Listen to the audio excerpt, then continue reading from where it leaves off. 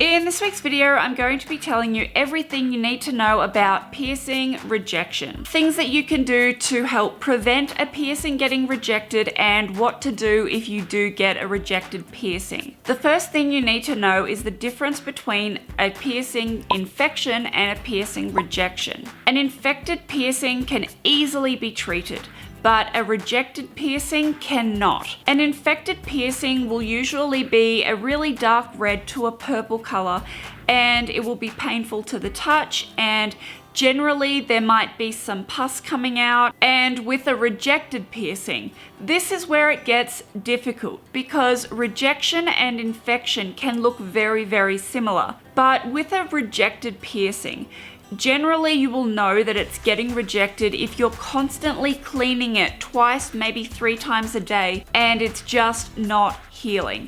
That is a big sign for a rejected piercing. With an infected piercing, the best thing you can use to clean it is sea salt. Just dissolve sea salt in water, and that is the best thing you can use. But make sure to avoid any sort of soaps and any harsh cleaning methods such as hydrogen peroxide.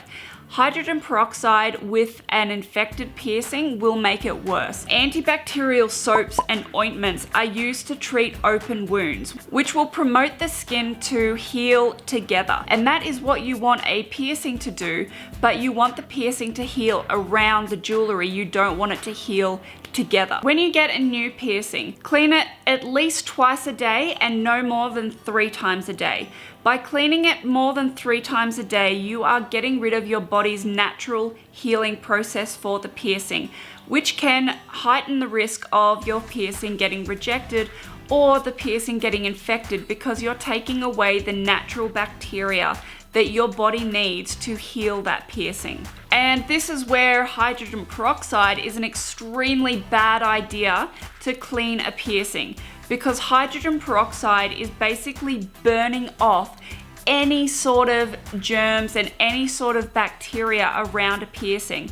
And it's also burning off the good bacteria that your body needs to naturally heal that piercing. Any piercing can reject at any time. Even if you've had a piercing for 5 months or 10 years, that piercing can reject at any time. So if you've got a piercing and it's healed perfectly fine, just know that there is still a chance that that piercing can get rejected. And from my own personal experience, if you get a rejected piercing once and you get that same piercing again, the odds are that that piercing is going to get rejected no matter how many times you get it re-pierced. If a piercing is going to get rejected, basically it's your body telling you that it does not want this foreign object in your body, and it will try and push it out. Now, this gets me into piercing migration.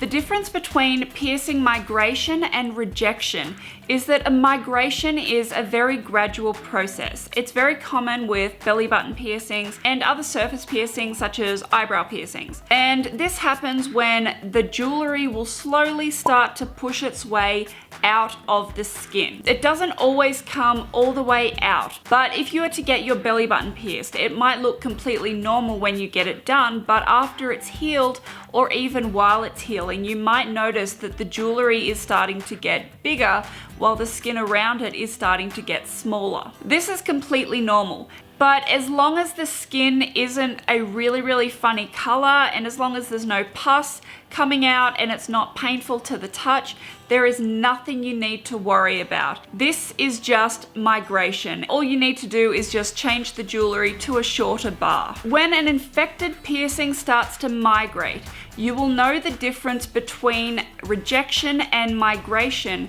when the skin looks infected. If the skin is a really, really dark red to a purple color and there's pus and it's painful, that means that it's rejecting. And unfortunately, there's nothing you can do. You have to take the jewelry out.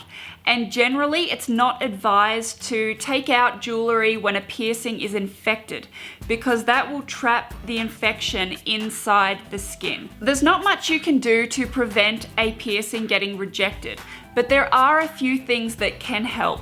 One of the things is do not ever get any piercings done with the gun. Piercings done with a gun have a higher rate of rejection and infection compared to piercings that are done with a needle. If you have any questions, please write them in the comments and I'm more than happy to help you if I can. And if there's anything that you think that I've forgotten about, please let me know and write that in the comments as well. If you like this video, please be sure to give it a big thumbs up. And if you haven't subscribed already, please do. Thank you so much for watching. I love you all and I'll see you next week. Bye!